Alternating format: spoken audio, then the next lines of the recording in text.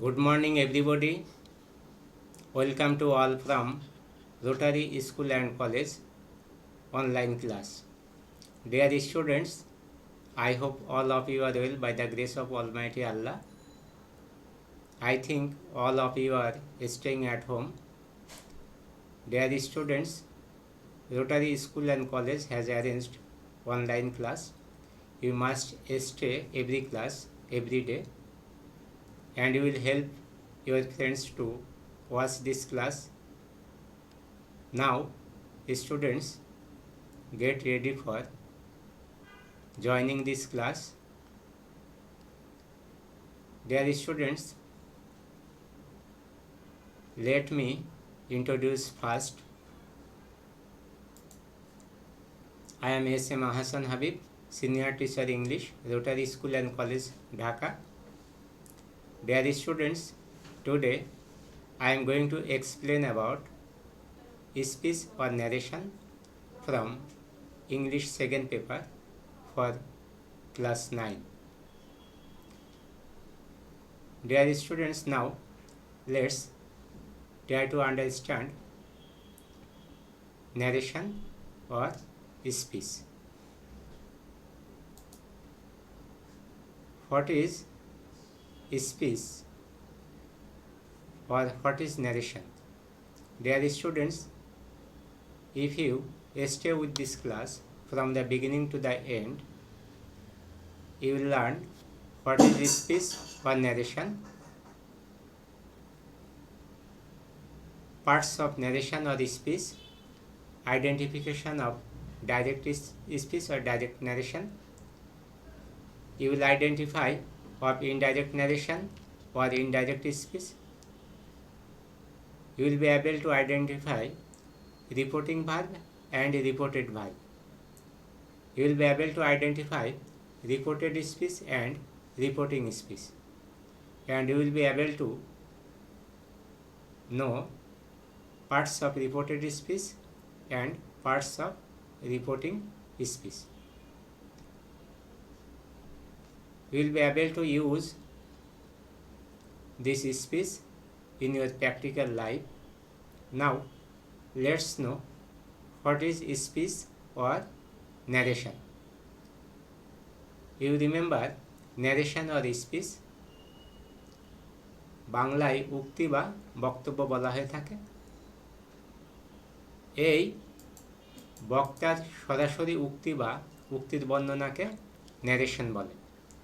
যদি আমরা ইংলিশে বলি, to narrate the report of the speech of the speaker to other is called narration. এই ন্যারেশন দুই প্রকারে হয়ে থাকে, একটা ডাইরেক্ট স্পিচ আর ডাইরেক্ট ন্যারেশন, ইনডাইরেক্ট স্পিচ আর ইনডাইরেক্ট ন্যারেশন। বক্তা আমরা যে দৈনন্দিন জীবনে যে কথাবার্তাটা বলি বা কথা শুনি, শোনার পরে আবার বলি, আবার শুনি, এভাবে কথা শোনা এবং বলা, এই যে বক্তব্য বা উক্তি যদি আমরা যার কাছ থেকে শুনি অথবা আমার নিজের কথা, অর্থাৎ মনে রাখবো যে উক্তি বা বক্তব্য, বক্তার সরাসরি উক্তি বা উক্তির বর্ণনা হচ্ছে ন্যারেশন। অর্থাৎ একজন স্পিকার বা বক্তা যে কথাগুলো বলবে সেই কথাগুলো যে বর্ণনা, সেই বর্ণনাই হচ্ছে ন্যারেশন। এখন আমরা এই বর্ণনা বা এই উক্তি বক্তব্য আমরা দুই ধরনের হয়ে থাকে, একটা ডাইরেক্ট স্পিচ বা ডাইরেক্ট ন্যারেশন, আর একটি ইনডাইরেক্ট স্পিচ বা ইনডাইরেক্ট ন্যারেশন। আমরা মনে রাখব যে ন্যারেশনকে আর এক নাম হচ্ছে স্পিচ। বর্তমানে ন্যারেশনের পরিবর্তে স্পিচ কথাটাই বেশি ব্যবহার করা হয়ে থাকে। এই ডাইরেক্ট স্পিচ তাহলে কাকে বলে, কোনগুলো আমরা ডাইরেক্ট স্পিচ? ডাইরেক্ট স্পিচ বা ডাইরেক্ট ন্যারেশন হলো কোনো বক্তার উক্তির কোনো রূপ পরিবর্তন না করে হুবহু বক্তার ভাষায় তার বক্তব্য অন্যের নিকট তুলে ধরা বা উদ্ধৃত করার যে ধরন, সেই ধরনকেই direct speech or direct narration বলা হয়। আমরা যখন কারো কাছ থেকে কোনো কথা শুনি, সেই তার কথাটি একদম হুবহু কোনোরূপ পরিবর্তন না করে তার যে কথা, তার যে বক্তব্য, তার যে ভাষা যখন অন্যের নিকট তুলে ধরি, আজ সেই তুলে ধরার যে ধরন পদ্ধতি, সেই ধরনকেই ডাইরেক্ট স্পিচ বা ডাইরেক্ট ন্যারেশন বলা হয়ে থাকে। অর্থাৎ আমরা মনে রাখবো যে কোনো বক্তার উক্তি, অর্থাৎ যিনি কথা বলে তাকে আমরা বক্তা বলি, অর্থাৎ তার কথা কোনো রূপ পরিবর্তন না করে হুবহু বক্তার যে ভাষা, সেই ভাষার তার বক্তব্য অন্যের নিকট যখন তুলে ধরব বা উদ্ধৃত করব, সেই তুলে ধরা বা উদ্ধৃত করার যে ধরন, সেই ধরনকেই direct speech or direct narration বলা হয়ে থাকে। To give an example, you will understand easily. Nasir said, I shall go to Khulna tomorrow. এখানে নাসির বলল, আমি আগামীকাল খুলনা যাব। এই যে কথাটি, এটা নাসিরের কথা এবং এখান থেকে একদম হুবহু কথা, কোনো পার্থক্য নাই। এই কথাটি নাসির বলেছিল, সেই কথাটি আর একজন বলছে যে Nasir said, I shall go to Khulna tomorrow। আর ঠিক এই কথাটি যদি আর একজন যদি বলে তার নিজের মতো করে, যেমন Nasir said that he would go to Khulna the next day, Nasir বলল যে সে আগামীকাল খুলনা যাবে। এটা নাসিরের কথা, কে বলছে? অন্য আর একজন তার নিজের ভাষায় বলেছে, একটু পরিবর্তন করে নিজের মতো করে বলছে, সেটাই হচ্ছে ইনডাইরেক্ট স্পিচ আর ইনডাইরেক্ট ন্যারেশন। তাহলে আমরা মনে রাখব যে বক্তার উক্তি যখন অবিকল উদ্ধৃত না করে বা হয়ে অন্যের দ্বারা প্রকাশ করা হয়, তখন তাকে ইনডাইরেক্ট স্পিচ আর ইনডাইরেক্ট ন্যারেশন বলা হয়ে থাকে। এই তাহলে আমরা ন্যারেশন আমরা জানলাম দুই প্রকার। There are two kinds of narration or speech: direct speech or direct narration, indirect speech or indirect narration. আমরা মনে রাখবো বক্তার উক্তি যখন কোনো প্রকার বিকৃত না করে হুবহু যখন অন্যের নিকট যখন প্রকাশ করব, সে প্রকাশের যে পদ্ধতি বা ধরন, সেটাই হচ্ছে ডাইরেক্ট স্পিচ। আর যখন বক্তার উক্তি অবিকল উদ্ধৃত না করে না হয়ে অন্যের দ্বারা প্রকাশ করা হয়, তখন সেটা হচ্ছে ইনডাইরেক্ট স্পিচ আর indirect narration. Dear students, we must remember there are two parts of narration or speech. Speech বা ন্যারেশনের দুটো অংশ থাকে। একটা হচ্ছে parts of the reporting speech, আর একটা হচ্ছে parts of the reported speech. এখন এই রিপোর্টিং স্পিচ কি কোথায় থাকে? আমরা মনে রাখব যখন একটি সেন্টেন্স থাকবে, সেই একটি সেন্টেন্সের ক্ষেত্রে কমায়ের বাম পাশের অংশকে রিপোর্টিং স্পিচ বলা হয়ে থাকে। যে কমা, আমরা জানি কমা চিহ্ন কি, এই কমার পাংচুয়েশন আমরা জানি যে কমা, এই কমার বাম পাশের যে অংশ থাকবে সেই অংশকে রিপোর্টিং স্পিচ বলা হয়। এটা আমরা সংক্ষেপে মনে রাখব। আর এই রিপোর্টিং স্পিচ, যে এই যে কমার বাম পাশে একটা স্পিচ থাকবে, অর্থাৎ বক্তব্য থাকবে, কথা থাকবে, সেই কথার মধ্যে কি কি থাকে, অর্থাৎ রিপোর্টিং স্পিচের মধ্যে কি কি থাকবে বা কি কি থাকতে পারে। এই রিপোর্টিং স্পিচের মধ্যে আমাদের সাবজেক্ট থাকতে পারে। আমরা একটি সেন্টেন্স লিখি, সীমা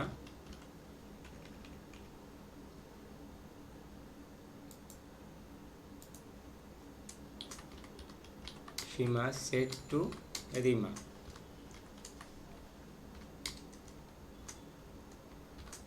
I am happy now. এই যে রিপোর্টিং স্পিচ, আগে বলা হয়েছে কি, এই যে কমা, এই কমার বাম পাশের যে অংশ, এই যে বাম পাশের যে অংশ, এই অংশকে আমরা রিপোর্টিং স্পিচ বলে থাকি। এখন এই কমার বাম পাশে রিপোর্টিং স্পিচ, এই রিপোর্টিং স্পিচের মধ্যে কি কি থাকে আমরা জানলাম যে এই কমার বাম পাশে এটা হচ্ছে রিপোর্টিং স্পিচ। তাহলে কমার ডান পাশে কি থাকে? Inverted comma. এই যে ইনভার্টেড কমার ভিতরে বা মধ্যে যে অংশ থাকে সেটাকে বলি রিপোর্টেড স্পিচ। তাহলে বামে হচ্ছে রিপোর্টিং স্পিচ আর ডানে হচ্ছে রিপোর্টেড স্পিচ। তাহলে রিপোর্টিং স্পিচের মধ্যে কি কি থাকতে পারে? রিপোর্টিং স্পিচের মধ্যে একটা সাবজেক্ট থাকতে পারে, আমাদের সাবজেক্ট থাকতে পারে, একটা ভার্ব থাকতে পারে, একটা অবজেক্ট থাকতে পারে। আবার রিপোর্টেড স্পিচের মধ্যে একটা সাবজেক্ট থাকতে পারে, ভার্ব থাকতে পারে এবং আরও অতিরিক্ত আরও অনেক কিছু থাকতে পারে। তাহলে এই যে সাবজেক্ট, রিপোর্টিং স্পিচেও সাবজেক্ট আছে, রিপোর্টেড স্পিচের মধ্যেও সাবজেক্ট আছে। তাহলে রিপোর্টিং স্পিচের যে সাবজেক্ট থাকবে সেটাকে আমরা বলবো যে subject of reporting speech, subject of reporting speech.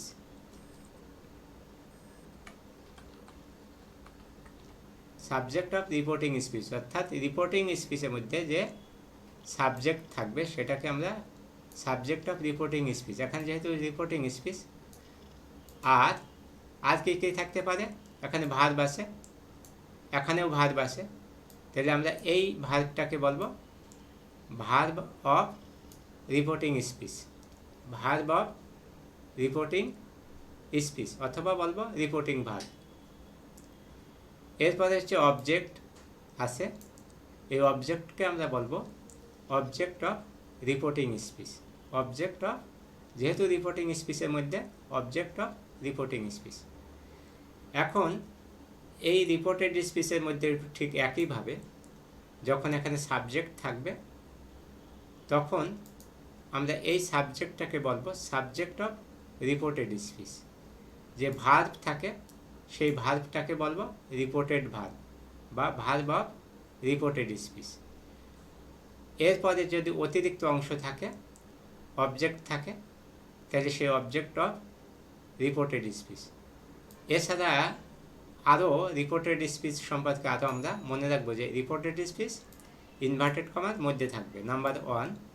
Number 2, যে ভার্ব থাকতে পারে, সাবজেক্ট থাকতে পারে, ভার্ব থাকতে পারে, অবজেক্ট থাকতে পারে এবং এই নৈকট্যবাচক শব্দ, এরকম টাইম ওয়ার্ড থাকবে।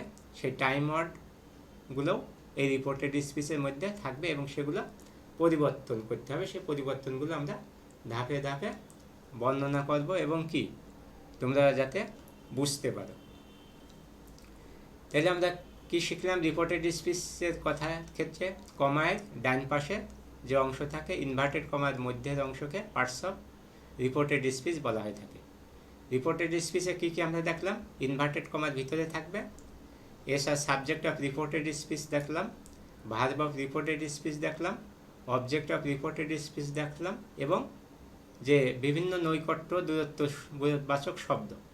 এই যে এখানে যেমন আমাদের নাওয়ের কথা বলেছিলাম, নাও, এখানে টুডে, টুমরো, এইভাবে শব্দগুলো থাকবে এবং এগুলোর পরিবর্তন আমাদের করতে হবে।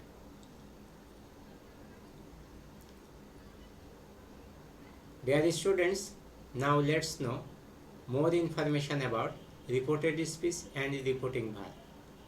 তাহলে আমরা এই ডাইরেক্ট স্পিচে কোটেশন মার্ক বা ইনভার্টেড কমার মধ্যে উদ্ধৃতাংশ বা বক্তার কথাগুলোকে রিপোর্টেড স্পিচ বলে। আমরা একটু আগে জেনেছি যে ইনভার্টেড কমার ভিতরে যে অংশ থাকবে বা যে কথাগুলো থাকবে, যে উদ্ধৃতগুলো থাকবে, বক্তার যে কথা থাকবে, সেই স্পিকারের যে কথা থাকবে, সেই কথাটাই হচ্ছে রিপোর্টেড স্পিচ।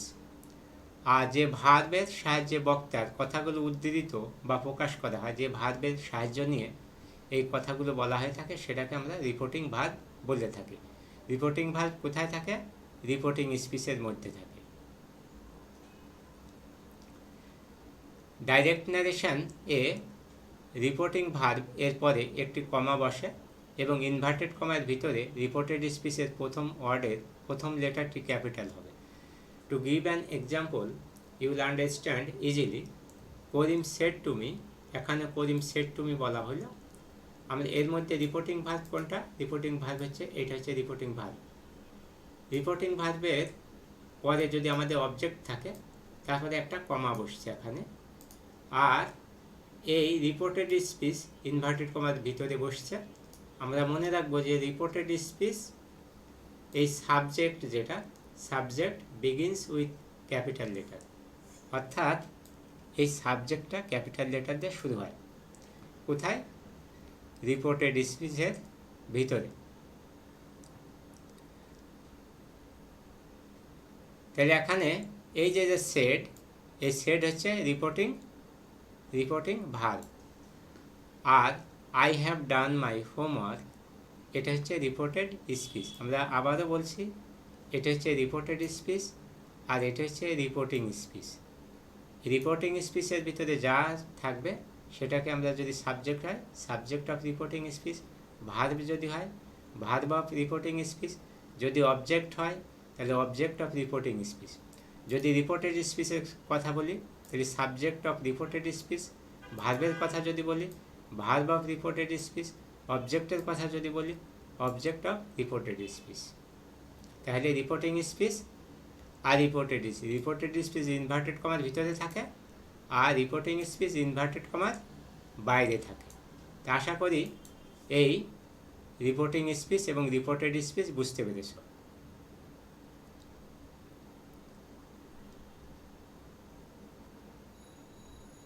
ডিয়ার স্টুডেন্টস,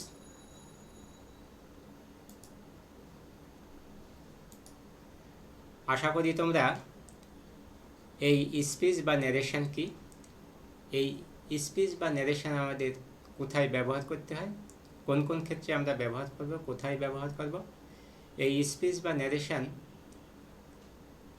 ক্ষেত্রে আমরা কোথায় সেই রিপোর্টেড স্পিচ, কোথায় রিপোর্টিং স্পিচ, কোথায় রিপোর্টেড ভার্ব, কোথায় রিপোর্টিং ভার্ব এবং কি কি পরিবর্তন হয় সেই পরিবর্তনগুলো আমরা আস্তে আস্তে সামনের ক্লাসে আমরা জানব।